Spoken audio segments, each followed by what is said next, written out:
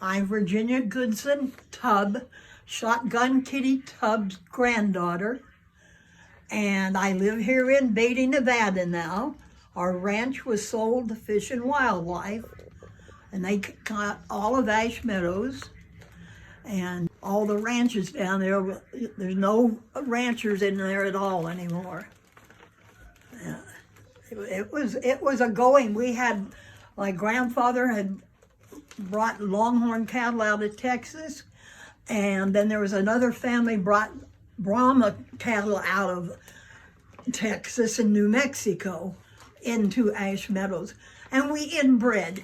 Well, officially we bred the bulls to our cattle. And did you know your grandmother? oh God, yes. When I was a little kid, I didn't want to go to I didn't like the outhouse because I thought the snakes were down in there.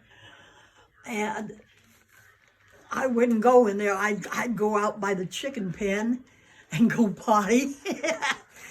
Oh, I was up there from the time I was 4 or 5 years old, playing with the animals. She taught us how to use the guns. And if you used a gun, you clean it, or you got your ass whipped with the butt end of the gun. I'm telling you, she was tough on us. And those kids had to mind and do what we were told. So she was a good shot? Oh, 3 geese lined up out there, and she got all 3 of them with one shot. How old were you when your grandmother passed away? I was 57. I was 18, I think it was. I was just getting ready to get married when she passed away. What should she be remembered for? Being a dead shot with a gun. One guy came in and was going to break our horses for us. And he was out there in front of the house, and he started whipping this horse with a chain.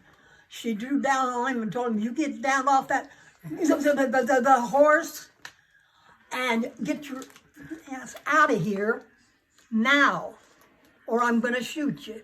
And boy, he got off the horse and he ran out to the outside gate where his truck was. Nobody took a chain to the Indians. The Indians would, break our horses for us. Of Jessie, she was the one that broke the horses for us. Her and her brother and her mom and dad were Belle and Bill Bishop, lived on the Indian property in Ash Meadows. And they had Archie was the son, and then Jessie was their daughter. And she was on the ranch with us all the time. I have in here, and this, you can have this. I have 2 of these.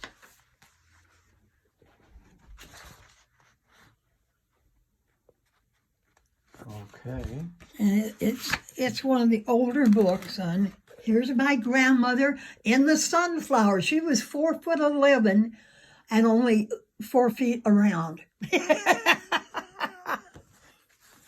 your grandmother? That's my grandmother. That's Shotgun Kitty. That's her. Okay. And here she is with the 4 boys. This is Danny, and that's George, and my father, and Leon, and Grandma Kitty. This is the upper Tubb Ranch. That's up above Grandma's ranch. Her and Grandpa had separated, and he had a ranch, and that's where we drive our cattle up to be. And this is a dog. Now, you could name a cow on our ranch and have the dog go out and get it. Isn't that cool? Now, Bucky was our stud horse. And then we got one more here. This is Grandma. Now, this is a feed bin, but I used to eat the barley out of the bin. And this is my horse, Star. No, I'm not in the picture on that one. That's your grandmother. My Grandma Kitty there. I have collected books on the Indians and on all the history of this area and the tribes that have been around in this area. That's a picture that was taken right out here. And there's another one up here with a burro. With a little burro.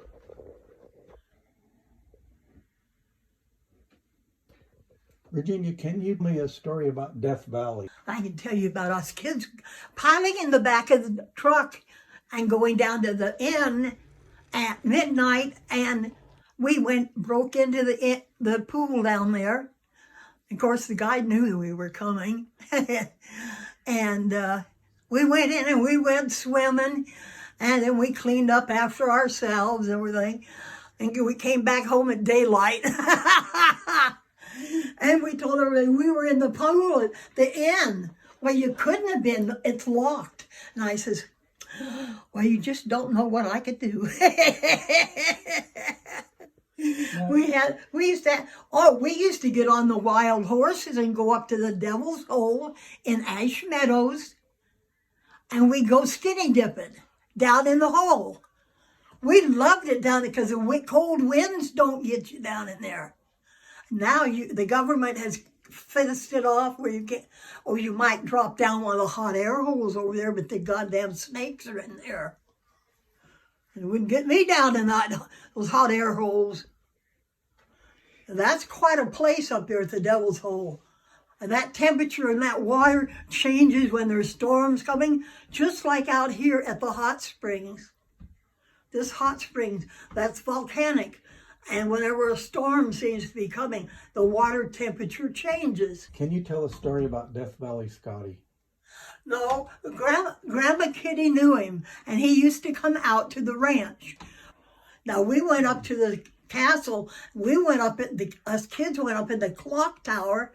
We even hiked up to his ranch, and my dad knew him, and like Grandma and Kitty knew him real well. A lot of people didn't really like him, I guess. He was quite the eccentric person. That's the kind my grandmother liked, because she could draw down on him, and if you don't say what I want you to say, I'll shoot you.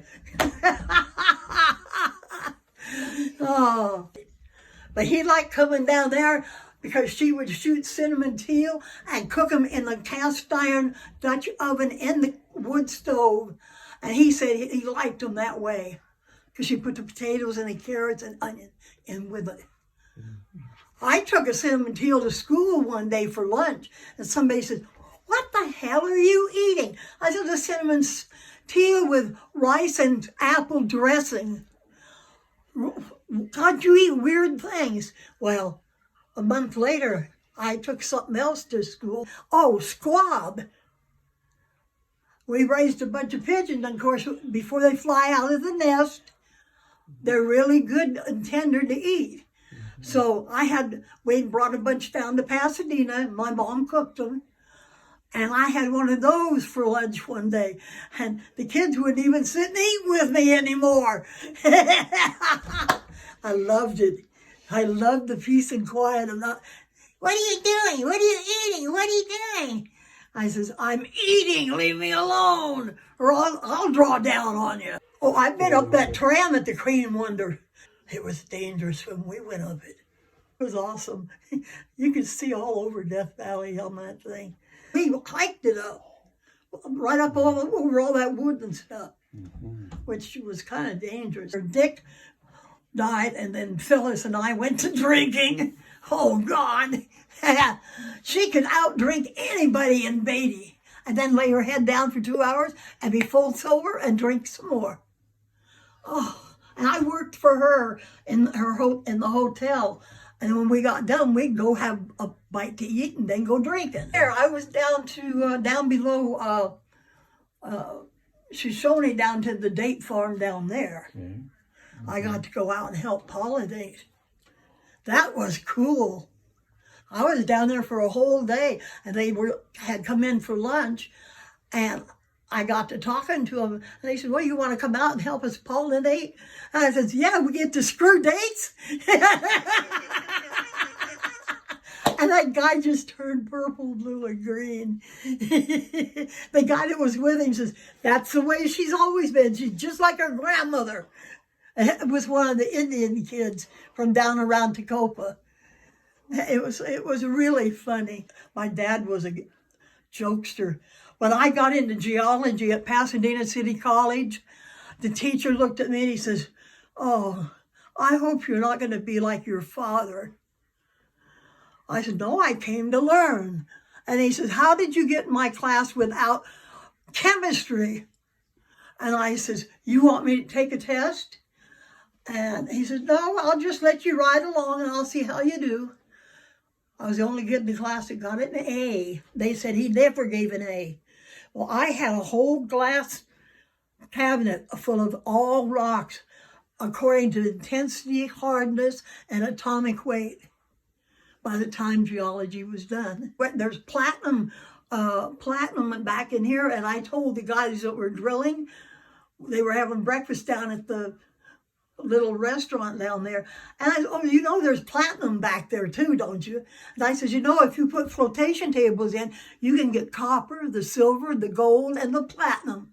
And they're looking at me like, who in the hell is this damn woman?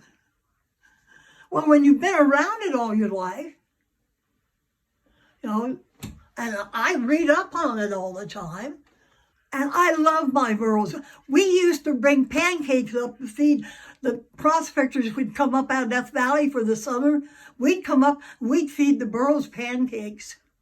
They love pancakes and a can of beer. But we couldn't get beer at our age. Well, we might have been able to, I don't know. Well, that can explain why the burros hang around Beatty a lot. Because we feed them.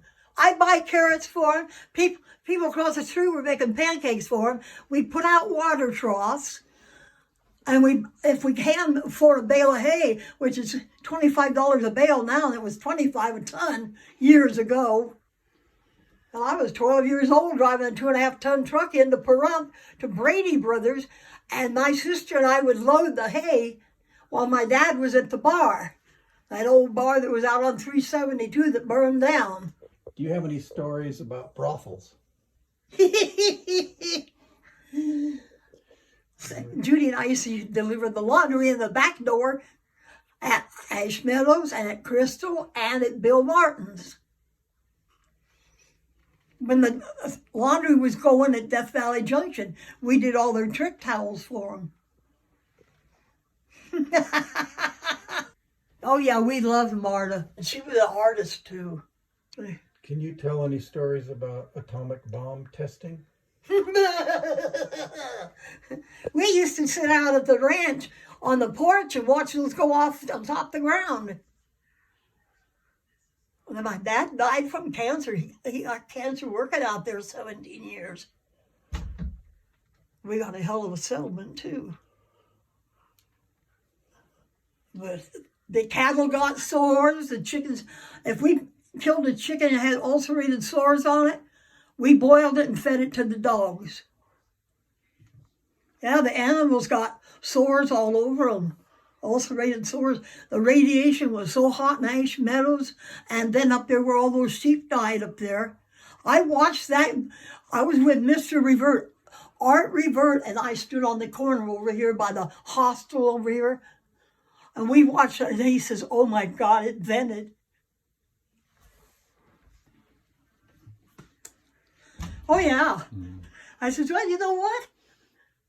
Like Art says, you should have been dead by now. You were out there on that damn ranch. I said, like I told him, I said, well, the doctor told me that I was so fucking hungry that cancer cells couldn't live in me.